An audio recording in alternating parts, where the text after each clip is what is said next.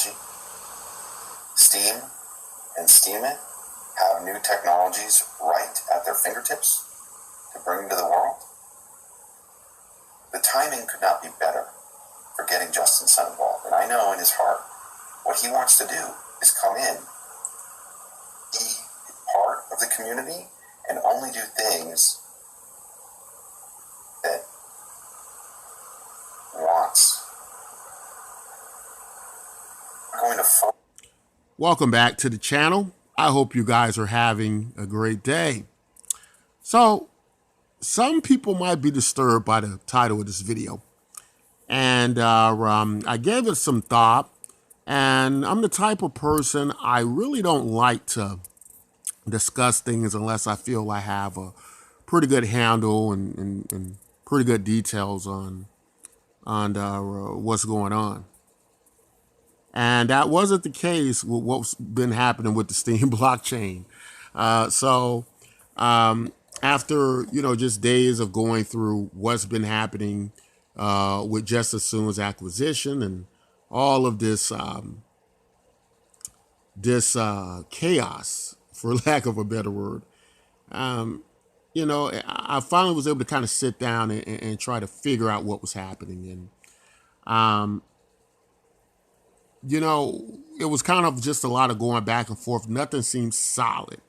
Nothing seems solid and I think that's why it was so very important to hear from Ned Scott, who was part of the acquisition, part of the transference of Steemit to Just As Soon and this large amount of stake. And finally, I was able to get access here to this video. Ned stated that there was never a contract. And I think after going back and forth, listening to this and listening to the community the last few days, I think it kind of hit me because I have a business background. I've done some very big business deals. I've worked for some of the biggest investment firms in the country. And I know a great deal of how contracts work. I spent several months working in mergers and acquisitions, so I kind of have a pretty good handle on things like this. And so when the contracts start coming up, when I kept hearing about these pre-mined tokens, coins rather, the first thing I was trying to figure out, obviously, was like, who was this contract made with? There was Steem the chain, and then it was Steemit the company. And somehow they were going on the narrative of there was a promise made at the start of the mining of the Steem blockchain. And the mining was basically based and contingent on some of the promises that were made from Steemit under Ned Scott, I would imagine, and Dan Larimer, the founders, right? And so I went, okay. I said, okay, I get that. There's some type of community verbal agreement, some type of documentation to where these promises were made. And, the value of the project is based a great deal on this. And so when I finally got to see what they were talking about, what the community was saying was that binding agreement to what they felt was a contract. Well, a great deal of concerns came up because to me, it didn't look like a contract. Just the idea of being able to enter into a contract from a blockchain perspective to an entity or to a group of people or person was a bit challenging, but I went, okay, let me try to go a little bit further with it. But ultimately, in the end, what we get in this video between with Ned Scott actually answering questions with the community and addressing questions specifically is we get a history of the Steem chain, and many questions are answered, and I think all the questions were answered for me in this scenario. And one of the biggest questions, really the most important question We can kind of just start there and pretty much address the entire thing. And that's the pre-mine, right? Those pre-mine coins of Steem, who they belong to and who would they rightfully due over to, right? And I can't really go deep into what is the actual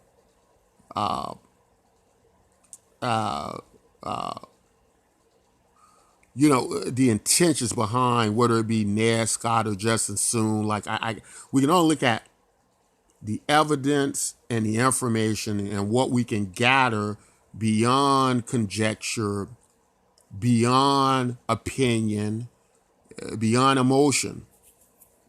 And that is that these coins were mined on proof of work. And according to Ned Scott,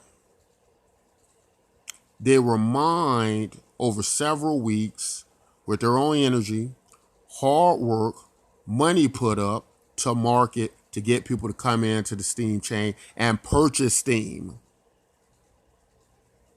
And so in that way, there were no pre-mined coins. These coins were the hard work of this entity, of Ned Scott, of Dan Larimer, whatever the case was, and then under Steem It, they were staked in the Steem It. Now, whatever promises were made or ideas were thrown around, what could or would be a good idea for a roadmap in a project, projects have to sometime improvise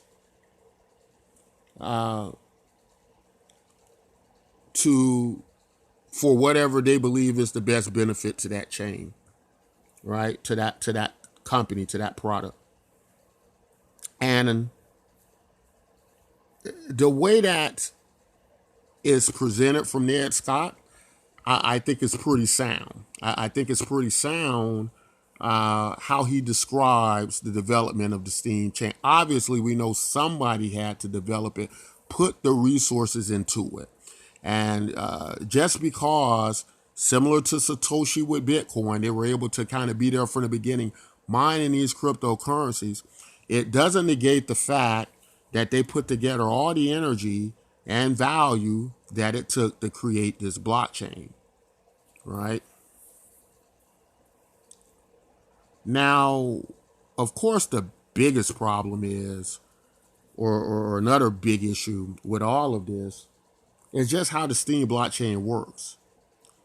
It doesn't work well in the way of that it is very comforting or even makes a person feel at ease or secure about putting their funds on a blockchain when it is possible for witnesses to decide, and not a lot, that you should not be able to do a transaction with your own cryptocurrency. Now, this is a cryptocurrency, mind you. Let's think about that a second when we're throwing around the terms decentralization a great deal in on the Steem blockchain, right?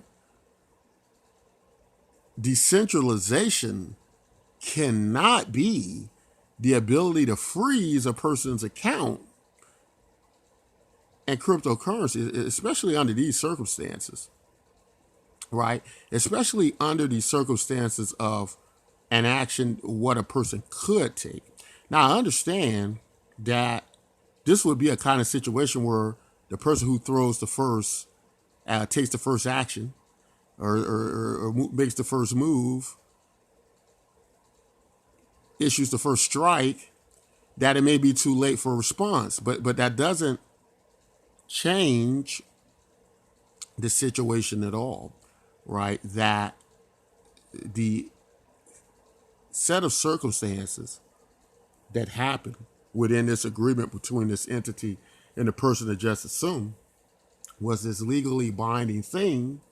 And in that way, based on the information from Ned Scott, in the history of Steem, him being the founder of Steem, and the agreement, if we want to even call it that, I just call it like a line on a road map that could change, but Maybe some of the community took it to mean something else, or they took it to be a very solid standing agreement. It wasn't that, right? It wasn't that. And if it was that, I would have made the assumption that many things could have been done differently to secure that, as well as it not being able to be turned over to justice in the first place. And when Ned Scott did this deal, that should have never been turned over to Justice Soon, right? To even put the chain in a position to be in that predicament. The fact that Ned Scott did turn it over is backing up a lot of the idea that there was no contract. Ned Scott speaks out directly, says there was no quid pro quos, none of those things. There was no back end deals. It was just that this is the Steem entity, and with this entity comes this stake, right? Now, for me, that's a pretty open and closed case. I mean, you know, again, the primary thing would have been the pre-mine tokens. There are no pre-mine tokens according to Ned Scott. I do believe his story about the energy involved in creating and founding a project like Steem, that there had to be energy and thought and marketing and value going into this thing. And because that was the case, you know, I believe it would stand that this value would belong to Ned Scott and not the Steem community, right?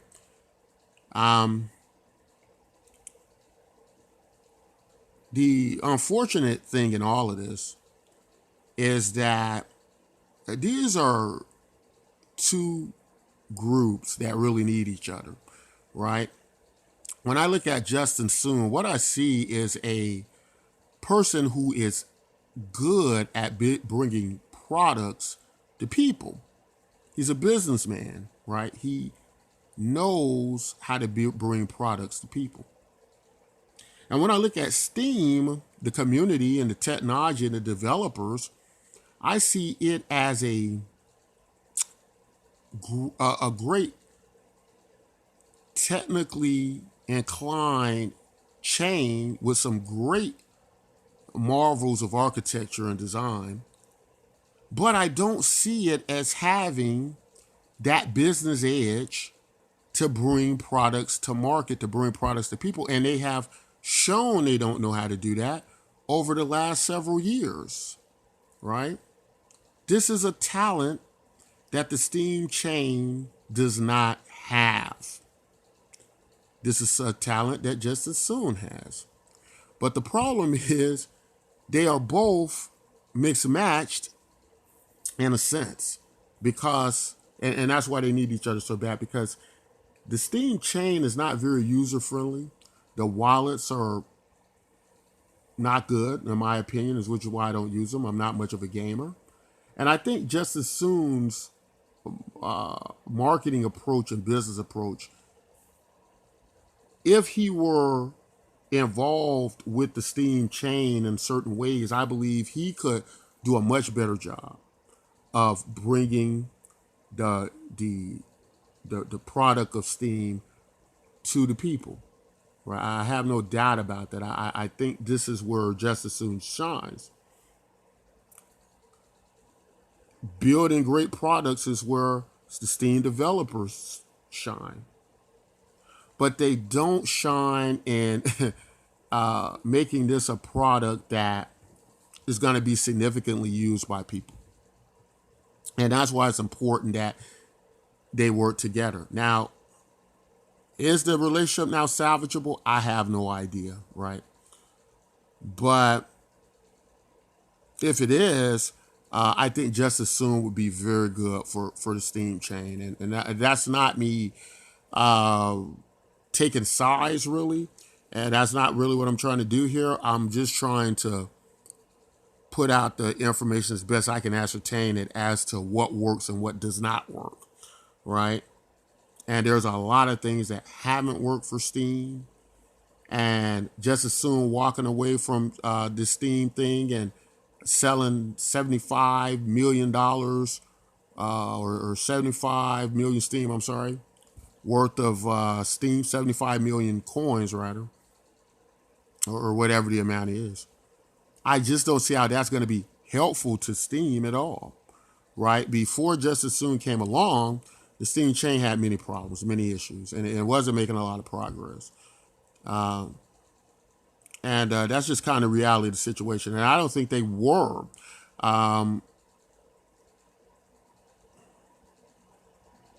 But there's something wrong in cryptocurrency, period,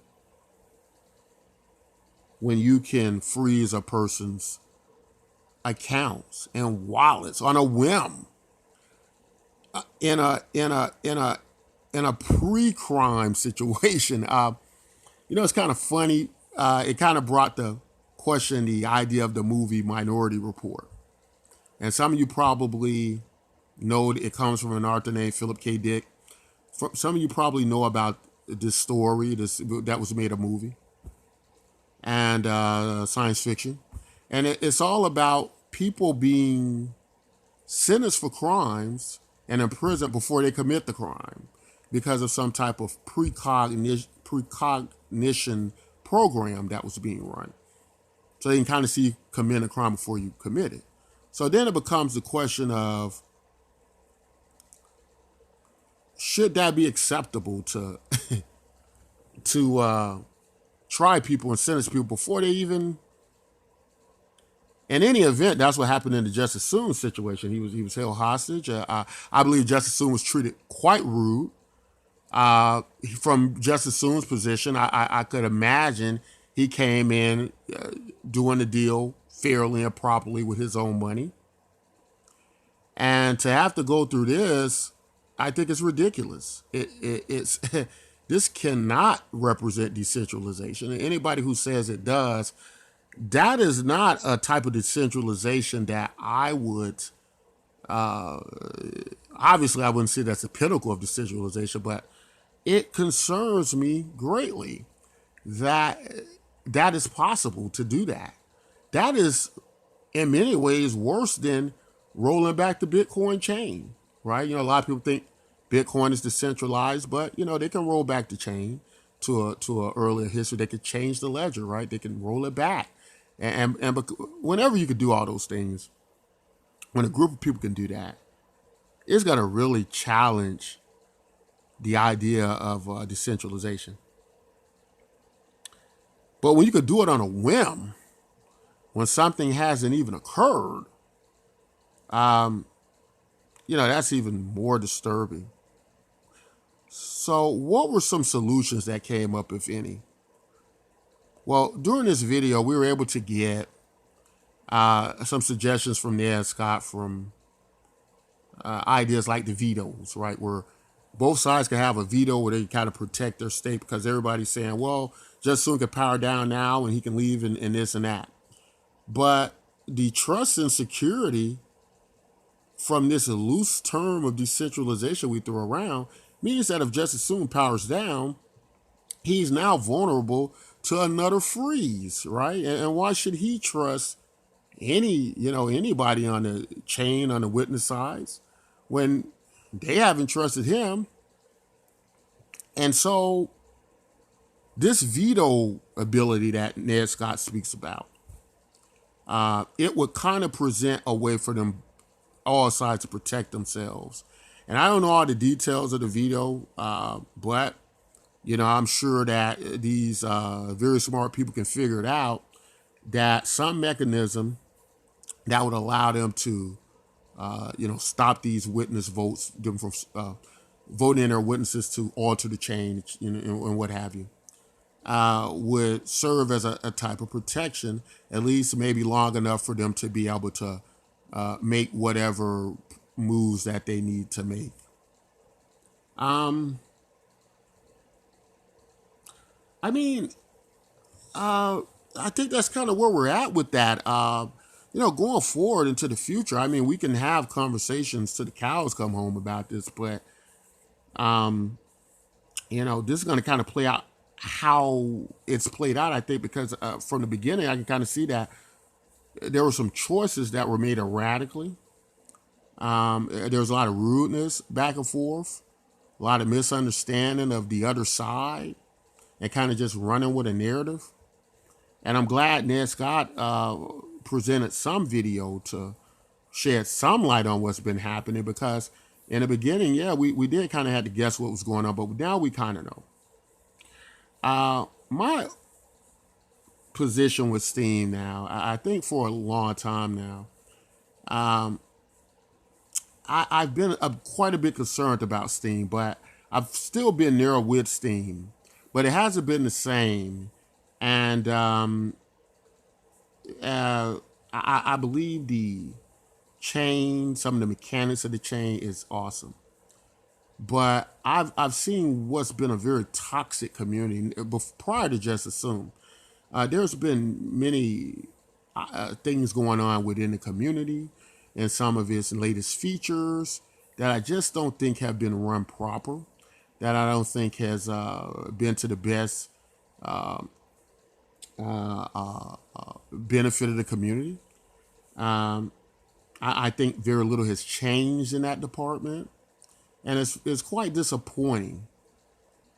But Ra, I just want to say this: if you're interested in Steem and you're worried about some of the things like a lot of unfairness that goes on with Steem, if you're concerned about being treated with dignity and respect on Steem, let me turn your attention to this. So here on Steem Engine, and I want to turn your attention to a project I'm involved with here, Bitcoin MYK.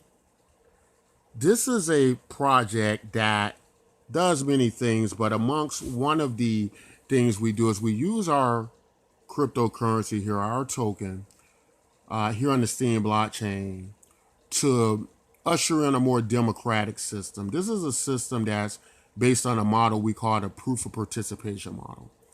When you post, you receive in fair value the same amount of tokens. We have elections. Everybody's vote cast is the same, right?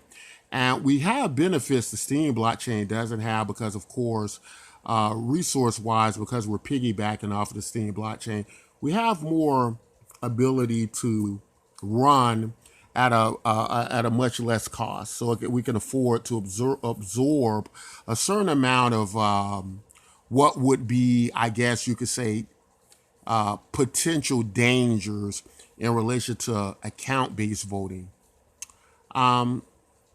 Approaches like this, we believe, help to lead to the solution. And if you're on Steem and you feel that you're just not being fairly treated, or you don't like the system as it were, this is something you could try on Steem without leaving Steem, right? The DPoS system, delegated proof of stake, there are advantages to that, right? There is some, at least some very little sliver of democracy there, just a little bit. I guess some is better than nothing, but it is full of issues because it relies on money to make decisions, right? And of course, that's going to always be a problem. That's going to always be a problem to the very spirit of decentralization. And so it's a hard problem. It's what I call the hard problem. It's two hard problems. One is account-based voting. How do you keep people from gaming it? And the second is, in cryptocurrency, voting. How do you keep people from gaming that, right? Because voting could turn out to be one of the most significant uses of blockchain technology to be able to stop election fraud. But to be able to do that, we have to fix the hard problem. And that's what we have in cryptocurrency. That's why we have situations where people can come in, buy enough stake to control the blockchain, right? Because of inherent flaws to the system. And it's just one of those things that we haven't figured out yet. But hopefully the Bitcoin MYK project is on the way to doing that. You could join now for free, get cryptocurrency from us for free in this experiment. And, by building a network, we believe that will be treated with dignity and respect. We believe we could build a valuable product that can decentralize and can address many of the issues that have been such a big issue in the Steem community. But you can join us now today. I'll leave a link in the description. Get you some free cryptocurrency, give it a shot. See if this is the type of system you'd like to be a part of on the Steem chain. But that's all I want to say in this video. If you like content like this, don't forget to like and subscribe. And until next time, take care.